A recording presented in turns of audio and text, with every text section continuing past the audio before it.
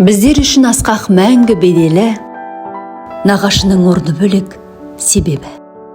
Анаң қымбат болған жерде ол қымбат, соңғы қойын сойып тіпті береді. Кетер шіркін олар менен тасып құт. Болмас бойда еш қорқыныш, жасықтық. Нағашыға сәлем беріп қайтсақ деп, бала кезде бәрімізде асықтық. Қуанатын жиеніміз келді деп, төр беретін жүректері елжіреп, сол бір тәтті мөлдір шақты еске алсақ, өткен күндер тұрар тудай желбіреп. Ондай жанды қайдан іздеп табасың?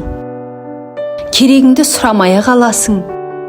Ең бастысы тілеуіңді тілейтін, үш жұртыңның ең асылы нағашың.